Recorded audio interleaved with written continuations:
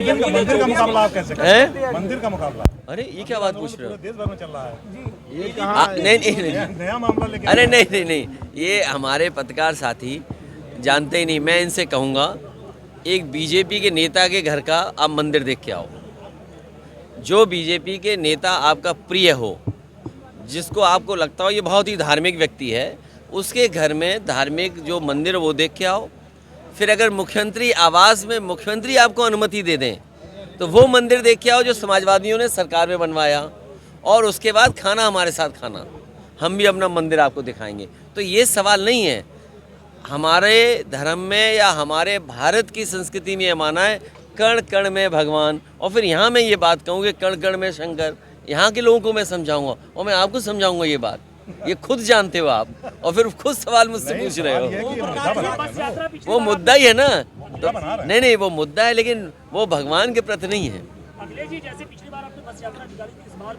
बस नहीं, रथ यात्रा वो विचार करेगी, पार्टी विचार करेगी। ओम प्रकाश राजभर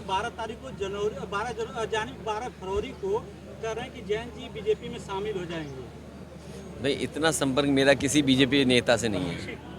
क्या कहेंगे? नहीं, मैंने कह चुका हूँ जो मैंने अभी कहा था कि, और जिस सरकार ने ये कहा 40 लाख करोड़ का MOU हुआ है, आप बताइए ज़मीन पे क्या पहुँचा है?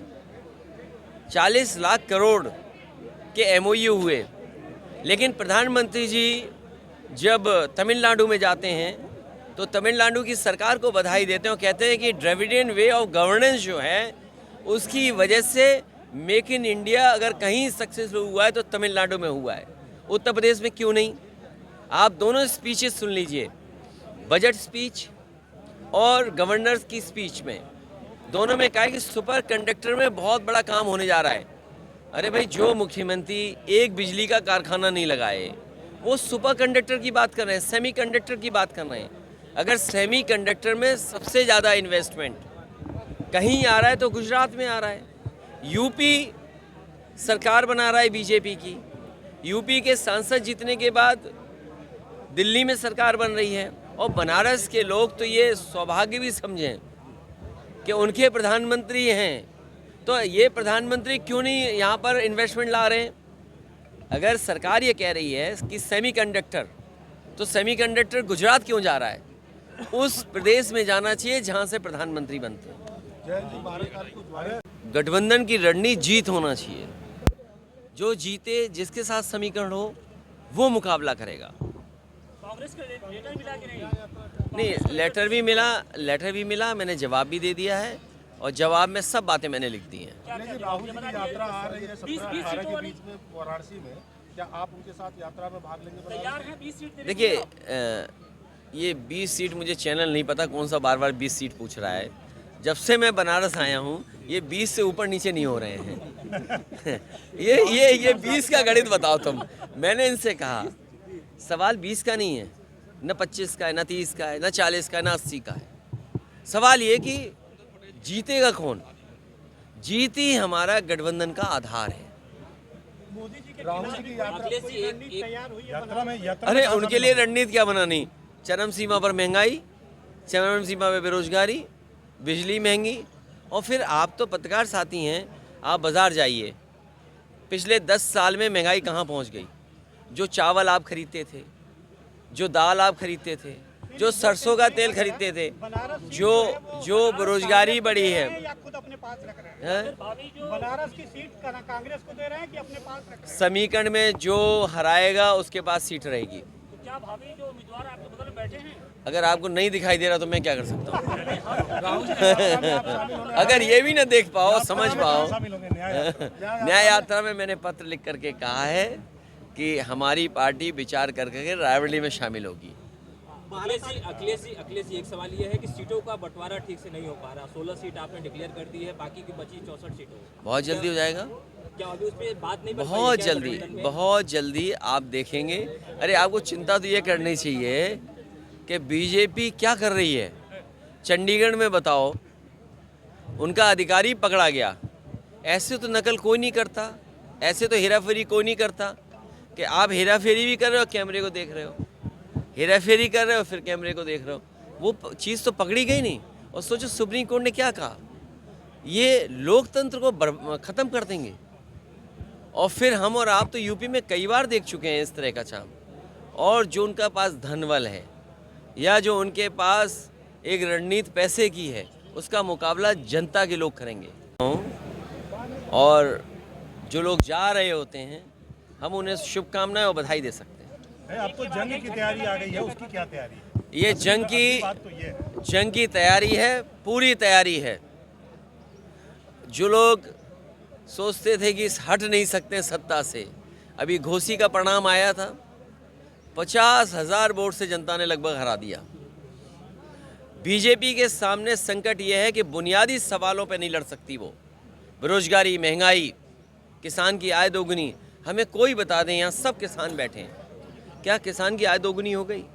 यहाँ बुनकर हैं, क्या बुनकरों को बिजली की समस्या से समाधान दे दिया सरकार ने?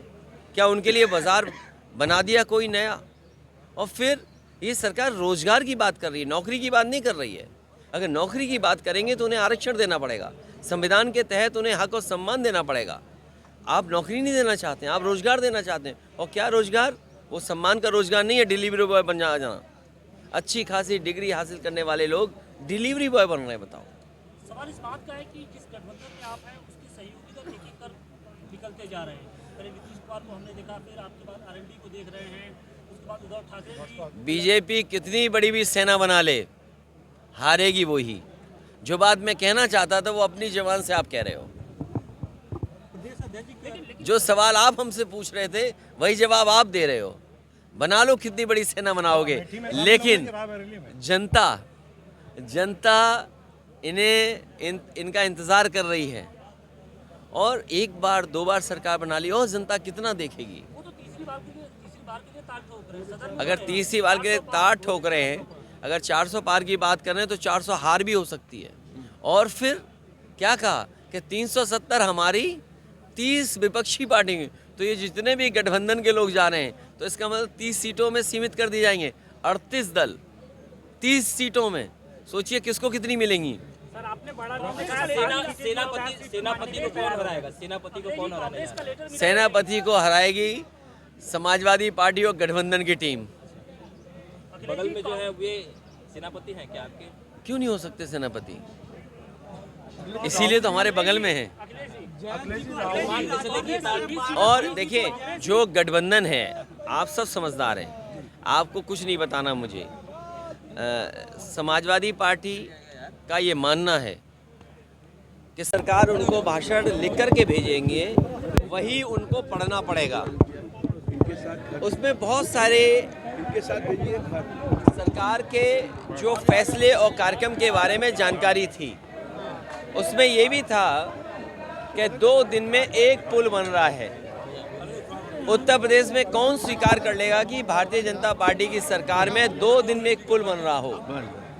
और जिस तरह महंगाई बढ़ी है, बेरोजगारी बढ़ी है, और डबल इंजन की सरकार को जो काम करने चाहिए थे बुनियादी, उन कामों को सरकार नहीं कर पा रही है।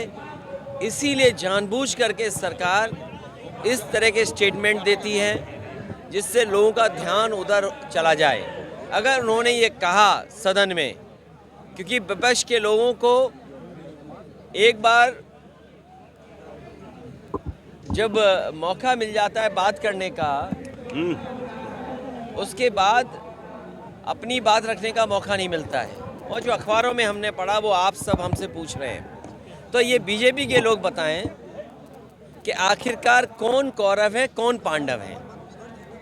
और अगर उनको पता हो तो वो बता दें, नहीं तो हम अपने प्रेस के साथियों से कहेंगे कि अगर मुख्यमंत्री जी ये कह रहे हैं कौरव और पांडव की बात, तो आप हमारी जानकारी बढ़ा दें कि आखिरकार कौरव कौन है, पांडव कौन है। जिन्होंने महाभारत पढ़ी है या जो जानकारी रखते हैं महाभारत के बारे में, उन्हें इतना तो पता है कि जिसकी सबसे बड़ी सेना थी वो कौरव थे। अछूती सेना किसके पास थी? आज दुनिया की सबसे बड़ी पार्टी कौन है? ये मैं अब विषय आप पर छोड़ता हूँ। आपको तय करना है कि कौन कौरव है, कौन पांडव है। आपका क्या कहना है इस संदर्भ में? कौन मैं तो केवल इतना कहना चाहता हूँ, क्योंकि उन्हें बेरोजगारी के लिए कुछ कहना नहीं है, जो लोग ग्रेजुएट हैं, अच्छी डिग्री हासिल